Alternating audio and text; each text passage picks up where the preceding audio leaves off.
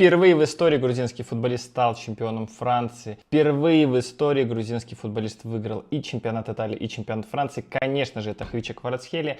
И о нем сейчас мы поговорим коротко, как к этому пришел Хвича. Поехали.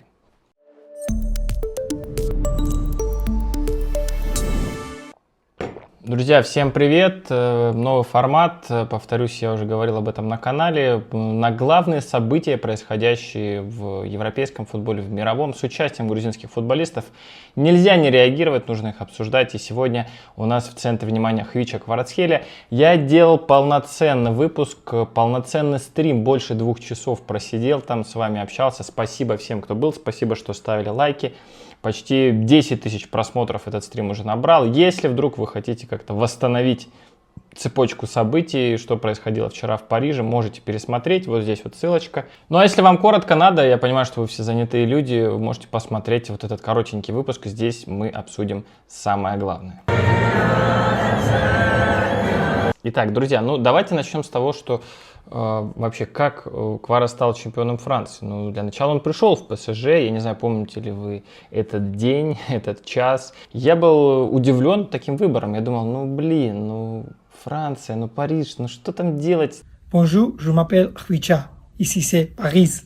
Но потом как-то я себя одернул, вспомнил, что, ребята, блин, а ведь есть еще Лига Чемпионов, и там Париж еще не вылетел, и тогда было все, знаете, на тоненького. Я гадал, сможет ли Кварацхелия сыграть в матчах против Сити и Штутгарта. Нет, не смог, но команда выиграла, прошла дальше.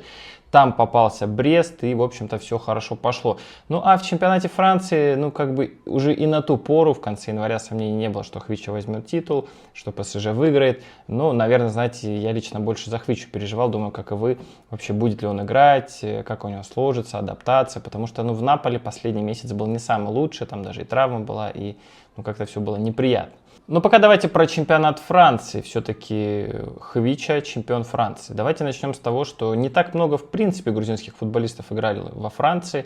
Во время стрима как раз-таки кто-то из вас писал. Если вы знаете, вы можете всех перечислить, кто из грузинских футболистов играл во Франции. Пишите в комментариях, может быть, отдельные выпуски, может быть, обсудим.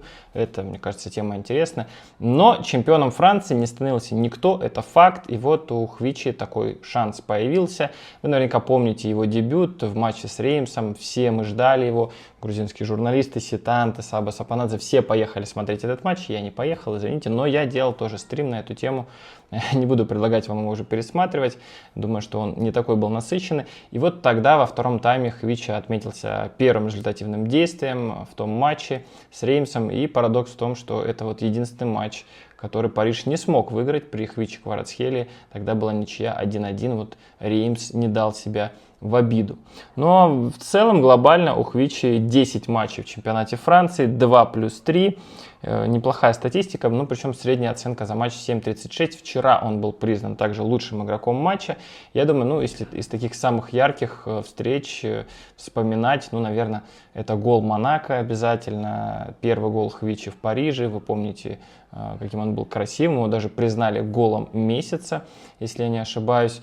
Ну, конечно же, встречи с Жоржем Микаутадзе и Зурико Давиташвили, которые закончились победами Парижа. Ну, надо сказать, что с Микаутадзе на поле они так и не встретились, но с Давиташвили и до игры, и во время матча пообщались. Ну и приятно, что в каждом из матчей, в том числе и Жорж, и Зурико, отметились результативными действиями, не только Хвича. Он, кстати, в свой второй мяч именно в ворота Сент-Этьена Кварацхелия забил. Ну и вчера чемпионский матч, очень много эмоций, все было очень помпезно. Я вот специально даже для вас хотел немного это все дело показать.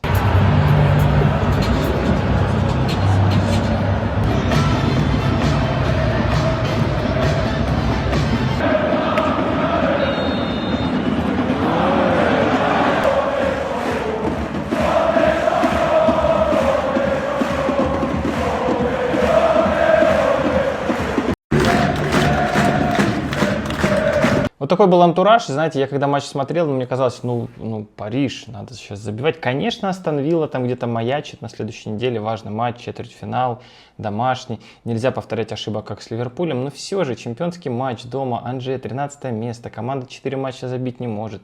Но казалось, что без шансов. И, ну, Хвича, он пропустил кубковый матч против Дюнкерка, а там столько было эмоций, и вот, знаете, такое ощущение, что эти эмоции немного так вытряхнули команду.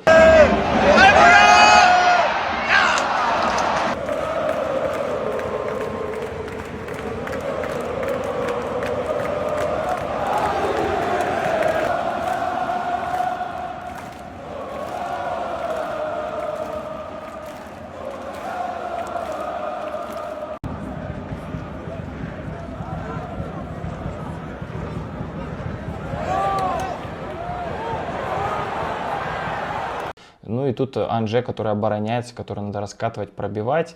Было несколько эпизодов. Вот видите, Хвича был с мячом на фланге, навешивал, там Рамуш бил головой. Но Рамуш что-то у него не ладилось, давайте скажем прямо.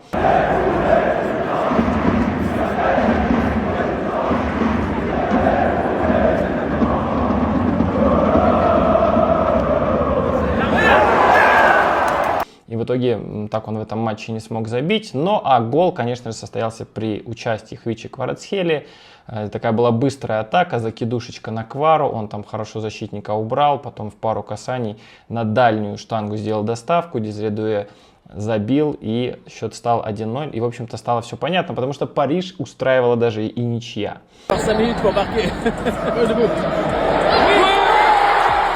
Ну, и в итоге матч закончился со счетом 1-0. Квара отыграл до самого конца. Ну, а после свистка, конечно, именно вот эти кадры обошли весь интернет, в том числе и грузинский.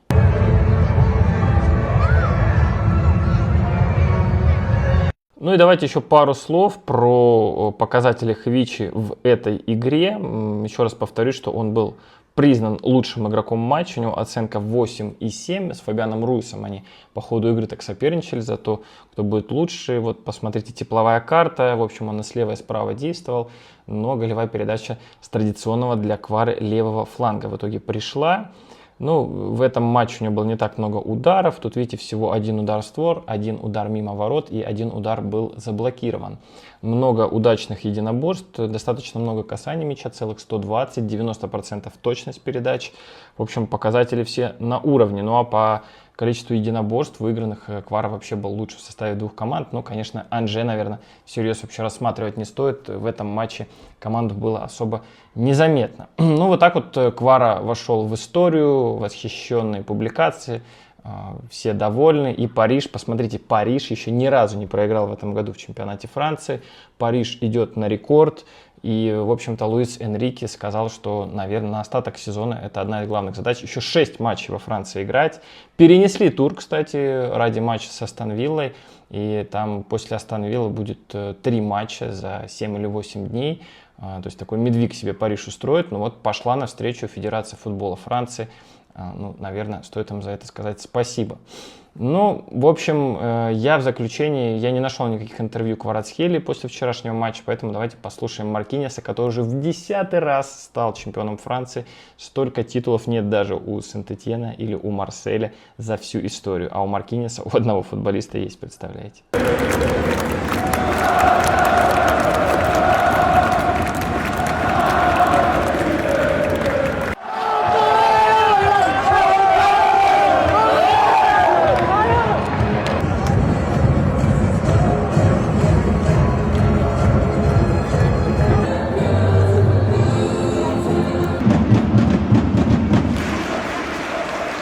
Потрясающе, очень хорошо. Это действительно приятно. 10-й рекорд для меня, и это радует, ведь показывает работу всего года, стабильность. Знаем, что многие скажут, победа в апреле не так волнующая, но мы знаем всю работу и усилия за весь сезон. Думаю, мы провели невероятные матчи в Лиге 1 весь сезон и заслужили этот титул. Это очень приятно, потому что все болельщики, которых я встретил после матча во время круга почета, сказали мне несколько теплых слов. Это правда радует, ведь это мой дом, их дом тоже. Поздравляю всю команду и весь персонал Это год большой работы, но у нас еще много целей, надо продолжать трудиться. А в среду первый матч, нужно выложиться, чтобы выиграть все игры до конца сезона. Лига 1 дает нам силы работать, двигаться вперед, это важно. У нас цель не проигрывать на выезде. И давайте послушаем еще слова Луиса Энрике после этой игры. Опять же, тут про Кварацхелиа ничего особо нету, но для полноты картины, я думаю, лишним не будет. Доволен и очень рад. Думаю, пора поблагодарить всех. Фанатов, игроков, персонал, клуб, всех. Сезон был потрясающим, мы уже чемпионы, и этот трофей, считаю, мы заслужили. У нас есть рекорды для побития, важно сохранять мотивацию для Лиги чемпионов и Кубка Франции. Сегодня это команда, где все атакуют и защищаются. Мне нравится видеть такое. Конечно, играть так – сладкая мечта, но это фантастика.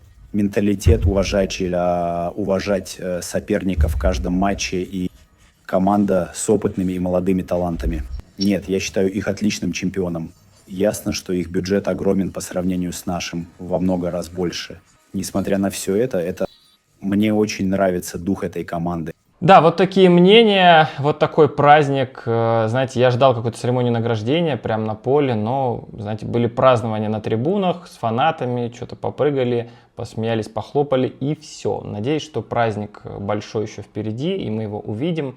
Ну а Париж до конца сезона так никому не проиграет. Ну и самое главное, чтобы Хвича был в порядке, чтобы без травм, потому что я думаю, что его присутствие на поле или его отсутствие очень серьезно влияет на команду. И, в принципе, это с Дюнкерком было видно. В Кубке очень я боялся, что команда вылетит, потому что было 0-2, но потом собрались, и все было хорошо, потому что Квары на том матче даже в заявке не было. Давайте поздравим еще раз Хвичу Кварацхелию. Я надеюсь, что будет больше титулов. Следим за грузинским футболом. Следующая неделя будет сумасшедшая. У нас впереди матч ПСЖ Астон Вилла, впереди матч Жоржа Микаутадзе против Ман Юнайтед. В общем, будет очень классно, я уверен. И спасибо вам за поддержку. Продолжаем наше грузинское путешествие.